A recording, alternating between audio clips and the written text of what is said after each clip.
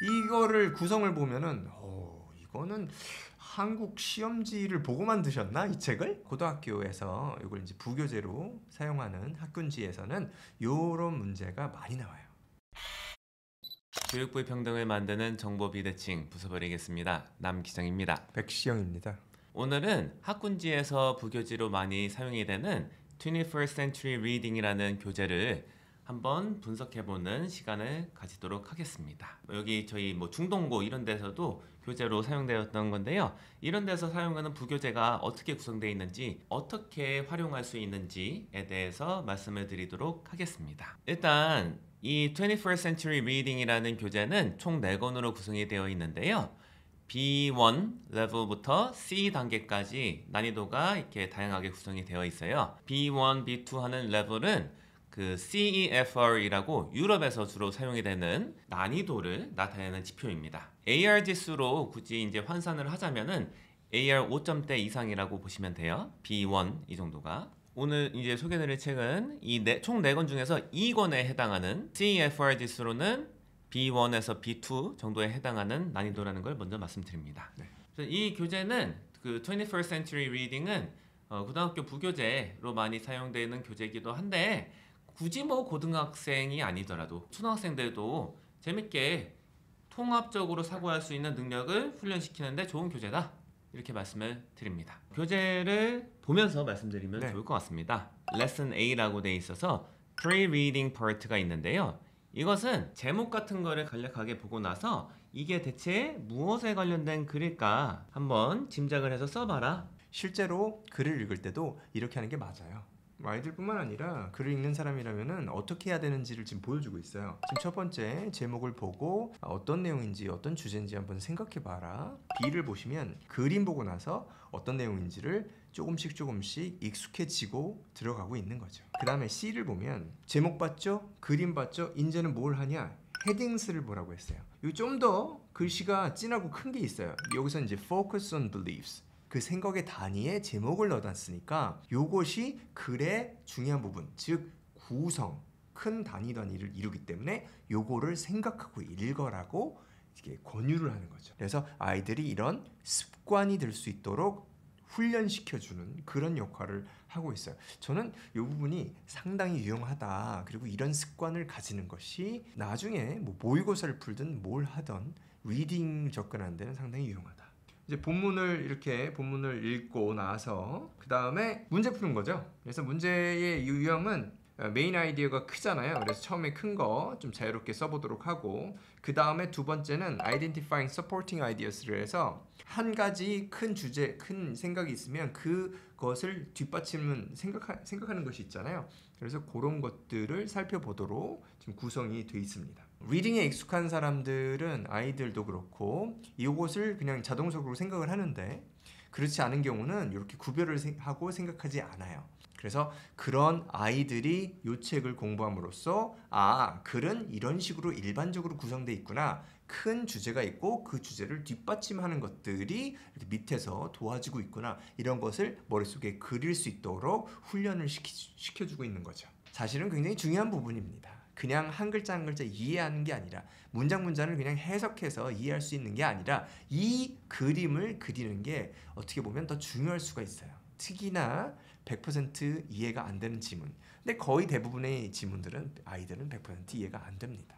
다른 문제도 좀 보면은 Understanding References라고 있지요. 요거는 그 대명사 같은 게 뭘 가리키냐 이런 문제인데, 이게 리딩 시험은 보편적으로 나오는 문제라고 볼 수 있어요. TOEFL 이런 거에도 있고요. 이런 문제가 안 나오는 리딩 시험은 거의 없다. 그래서 보편성을 갖고 있는 문제들이다. 그리고 문제가 만들기가 비교적 쉽기 때문에 고등학교에서 이걸 이제 부교재로 사용하는 학군지에서는 이런 문제가 많이 나와요.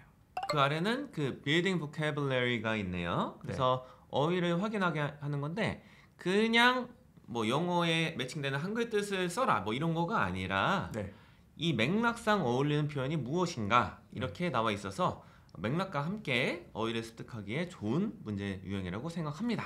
이거를 구성을 보면은 이거는 한국 시험지를 보고 만드셨나 이 책을? 그런 생각이 들어요. 고등학교 내신에 나올 만한 이런 이 영영 단어 이건 중학교에도 많이 나옵니다. 그다음에 다음 걸 보면은 getting meaning from context가 이렇게 돼 있는데 지금 구성 자체는 이렇게 돼 있는 거죠. 지금까지는 앞에 쪽은 좀 큰 걸 물어봅니다. 메인 아이디어 물어보고 그 다음에 supporting ideas 조금 작은 단위로 넘어갔죠. 그 다음에 어휘들 살펴봤고요. 그 다음에 reference를 해서 대명사가 무엇을 가리키는지를 봤어요. 자꾸 단위가 조금씩 적어지는 거죠. 그런데 마무리는 이걸 다시 키워주고 있어요. 근데 키워주기 위해선 첫 번째 해야 될 거는 중요한 한 부분이 전체 글과 어떤 연관을 가졌는지를 아이들이 생각을 해줘야 돼요. 그래야지만이 나중에 소위 말하는 결론을 내릴 수가 있는 거죠. 지금 두 글자를 물어봤거든요. easily led. 요것이 어떤 특정한 의미를 가졌는지를 글 전체의 맥락에서 이해할 수 있냐를 물어보고 있어요. 물론 제가 봤을 때는 일부 아이들은 easily led 요게 중요한지 안 한지를 몰라요. 이 문장에서. 하지만 이 문제를 풀면서 easily led 요 말이 중요한 거구나 라는 거를 아이들이 학습할 수 있도록 도와주고 있는 거죠. 그 다음에 말씀드린 대로 생각을 넓히는 거죠. 결론을 내린다고 하는 건데 글의 결론이 아니라 자기의 생각과 연관을 시키는 부분이 지금 나와 있어요. 그것이 critical thinking입니다. 비판적인 사고죠. 비판적인 사고는 책이 안 좋다, 글이 안 좋다가 아니라 글과 내가 어떤 관계를 가졌냐, 뭐 한국이라든가 내 주변과 어떤 관계를 가졌냐 이런 걸 생각할 때 비판적인 사고가 늘어나게 됩니다. 그래서 그것을 도와주고 있는 겁니다. 이거는 진짜 리더십에 대해서 이 학습자로 하여금 깊은 고찰을 하게 만드는구나. 리더십이 과연 무엇이고 이게 나한테는 어떻게 적용이 될까? 이거에 대해서 생각을 할 수 있는 계기가 진짜 될 것 같다. 교재를 제대로 쓰면은 약간은 영어 성장뿐만 아니라 학생의 삶이 좀 성장하는 효과를 누릴 수 있겠다. 그래서 정말 요거를 소화할 수 있다 하면은 정말 꽉꽉 채워서 수업 알차게 진행할 수 있을 것 같고요. 여기 보면 TED.com에 들어가서 TED 사이트에 들어가서 이거를 강연 한번 들어봐라 했는데 TED 사이트 자체에서도 그 영어로 그 자막 같은 거 잘 제공을 하고 그게 한국어도 지원이 돼요. 그래서 언어 설정에서 한국어로 바꾸면 한국어 자막도 있거든요. 그래서 저는 이제 생각하는 게 일단은 그냥 한번 들어라. 그 강연자의 표정이나 그 관객들 반응 같은 거 이런 거 느끼면서 그냥 한번 듣고 그 다음에 스크립트 영어로 한번 띄워놓고 보면서 듣는 거 해보고 그 다음에 한국어 자막 같은 것도 좀 참고해보면은 괜찮겠다. 효과가 약간 다르거든요. 그냥 듣는 거 그리고 자막 영어 띄워놓고 듣는 거랑 한글 자막을 나중에 봐서 내가 놓쳤던 게 이건가 이렇게 확인하면서 하는 게 다 효과가 달라요. 두루두루 이렇게 경험해 보시면 좋겠다. 생각해보고 이거 써봐라 이런 거 할 때 그 실력이 안 되면 한글로 먼저 써보는 것도 좀 뭐 괜찮을까요? 저는 한글로 쓰는 거는 그 추천드리고 싶지는 않아요. 이제 이상적인 거는 영어를 이제 이해를 하는데 이 100%다 한글로 해석하지 않아요, 아이들이. 그래서 일정 부분만 어려운 부분만 해석하려고 그러고 대부분은 쭉 지나가면서 영어를 그냥 이해하는 경우가 대부분이에요. 그러니까 그런 상황에서 이걸 다시 한글로 바꿨다가 한글로 적고 그걸 다시 영어로 옮기는 이런 과정을 통하면 특히 문법적으로 에러가 많이 나요. 그리고 생각도 변질이 되는 경우가 많습니다. 그래서 이거를 그냥 영어로 적어보는, 그러니까 간단하게 적는 법을 익숙해져야 됩니다. 그러니까 한글로는 막 그 어휘가 굉장히 어려운 걸 써요, 아이들이. 이제 한글 능력이 뛰어난 아이들은. 그러니까 답답해요. 한두 마디면 끝날 수 있는 거를 영어로는 세네 문장으로 써야 되니까. 근데 그게 맞아요. 영어 실력에 따라서 세네 문장으로 그냥 좀 쉽게 풀어서 쓰는 능력을 키우고 그 능력이 쌓였을 때 영어로도 짧게 함축적으로 정확하게 표현이 가능합니다. 쓰고 난 다음에 그거에 대해서 피드백을 받고 싶은데 가정에서 지도하시는 경우에 그게 좀 힘든 경우가 있어요. 그럴 때는 ChatGPT 이런 AI 같은 거 활용하시면 되는데 어떻게 하냐면은 원문을 넣어요. 넣으신 다음에 그 다음에 내가 이거에 대해서 이 질문에 답변을 이렇게 했는데 이거에 대해서 코멘트를 좀 해주세요. 첨삭도 해주고 하면은 해줘요. 그리고 요새 챗GPT가 많이 발달을 했습니다. 그래서 첨삭한 거에 대해서 왜 이렇게 했는지도 이유까지 설명을 해주거든요. 물론 오류가 있을 수는 있지만 그래도 안 하시는 것보다 낫기 때문에 이 방법이 있다 말씀을 드립니다. 레슨 B 보여드릴게요. 레슨 B는 듣기가 중심입니다. 책 뒤에 보면 트랜스크립트가 있어요. 강연자들이 말씀하신 거를 글로 적어놨습니다. 그래서 학군주에서 시험 문제 낼 때는 이제 리딩으로 낼 때가 많아요. 그래서 이거를 트랜스크립트를 가지고 문제를 만드는 경우가 있습니다. 그래서 이걸 들어보시고 그냥 듣기만 해도 잘 들리고 문제를 풀 수 있다면 그렇게 하면 되고, 그게 안 된다고 하면 이 트랜스크립트를 이용해서 문제를 접근하는 것을 추천을 드립니다. 그 레슨 B 구성물 보여드릴게요. 일단 첫 번째는 그 강연자가 강연하는 거를 듣거나 읽기 전에 먼저 소개하는 짧은 글이 있어요. 그래서 강연자도 소개하고 지금 어떤 내용을 할 건지를 좀 더 도와주는 글이 있습니다. 그 다음에 밑에 보면 알아야지 뒤에 강연을 들을 때 도움이 되는 것들을 물어보고 있어요. 그래서 혹여나 놓치면은 여기서 알려주는 거죠. 그 다음에 여기서는 강연의 중요한 부분이지만 한 번에 쭉 하면은 힘드니까 이걸 좀 잘라놨어요. 그래서 이제 Part 1, Part 2 강연을 나눠놨는데, 그 강연 나눠놓은 거에서도 아이들이 공부할 때 도움이 될 수 있도록 도와주기가 있습니다. 그게 이제 프리뷰잉이에요. 그래서 프리뷰잉을 보시면 스텝스가 있죠. A부터 F까지 스텝스가 있는데 어떤 순서대로 이게 전개가 될 것이냐라는 걸 미리 좀 생각을 해보게 하는 거죠.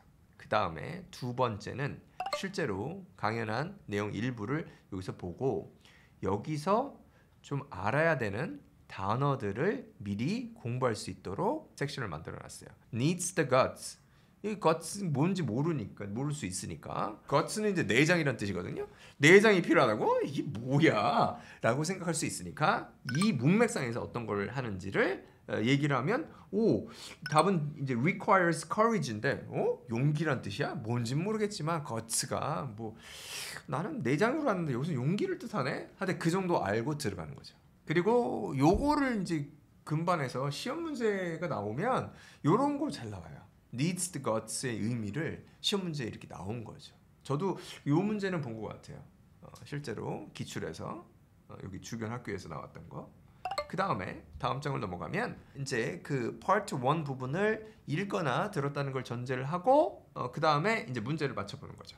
그래서 Part 2를 보시면 비슷한 구조를 가지고 있어요.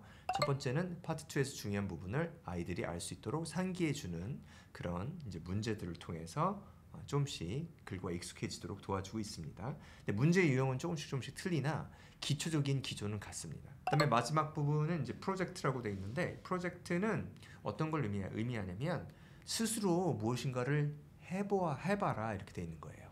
그래서 여기서는 주제를 좀 주고 파트너 구해가지고 이런 주제로 프레젠테이션을 해봐라 요걸 돼 있어요. 그래서 Evolution of Rap Music, Rise of Street Art. 그래서 랩 뮤직의 발전에 대해서 프레젠테이션을 만들어봐라, 또는 거리의 예술에 대해서 어떻게 발전이 됐는지 그거 프레젠테이션 만들어봐라, 이렇게 제시를 하고 있는 거고요. 요거는 대부분의 사람들이 이 파트 왜 있어? 나 집에서 못해. 야, 그룹이 어딨어? 파트너? 누가 파트너야? 이렇게 생각하실 수 있는데 저는 요거 해보면 좋다 생각해요. 막막하잖아요. 이 막막함을 깨부숴 나가는 게 학습이다 이렇게 보거든요. 그쵸. 누구랑 하냐? 자, 자제분이랑 부모님 둘이서 하세요. 근데 잘 안 될 거거든요. 그 과정에서 생각하고 답을 찾아가는 게 공부가 많이 돼요. 많이들 생각하는 게 이거 답이 선명하지 않잖아요. 이렇게 생각하잖아요. 답이 선명해 보이지 않은 거를 해보는 게 우리가 흔히 말하는 능동적 사고를 길러주고 창의력을 길러주는 거다. 그리고 뭐 거창한 뭐 파트너 막 여러 명 필요 없어요. 둘이서 하면 돼요. 네. 부모님이랑 자제분 둘. 그리고 서로 발표하는 거예요. 그럼 어떻게 되겠어요? 뭔가 엉성하게 이렇게 진행될 거예요. 괜찮아요. 엉성하다는 거를 느끼는 거 자체가 학습에 도움이 돼요. 그렇죠. 그리고 어떻게 하면 다음번에 좀 더 덜 엉성해질 수 있을까? 아이랑 한번 대화해 보시는 거예요. 엄마, 우리 왜 이렇게 엉성하죠? 하면은 이게 혹시 이것 때문에 엉성하지 않을까? 생각해 보는 게 성장이라고요. 해보세요. 도움이 됩니다. 그러면 이 교재는 어떤 학생들한테 유용할까요? 저는 청소년기 학생들한테 괜찮을 것 같다 이렇게 생각을 해요. 왜냐면은 청소년기 때 많이 느끼는 게 뭐냐면은 우리가 책 같은 거 봤을 때 그 감성 같은 거를 잘 못 느낄 수가 있어요. 그런데 이거는 좀 생생하거든요. 왜 생생하냐? 이 테드 강연이라는 것 자체가 어떤 사람의 인생을 녹인 지혜 한 주제만 딱 말하고 끝이에요. 그러니까 쓸데기 없는 말 다 빼고 삶을 통화해서 적어도 몇 년씩은 경우에 따라서는 뭐 20년, 30년 고민했던 문제들에 대해서 그 정수만 딱 말하는 거거든요.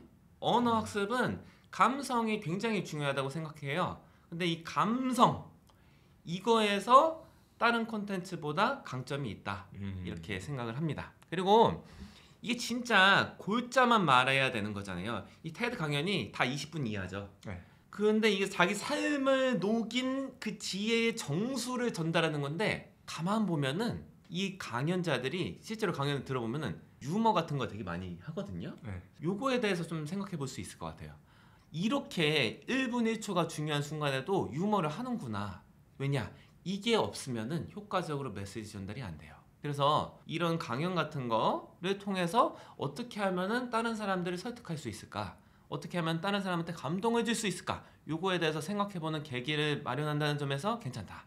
그리고 그냥 이제 듣기만 하면은 보기만 하면은 놓칠 수 있는 포인트에 대해서 요 교재로 확인하고 학습이 같이 이루어지면은 좀 더 보완할 수가 있다. 이런 효과를 누릴 수 있어서 말씀을 드립니다.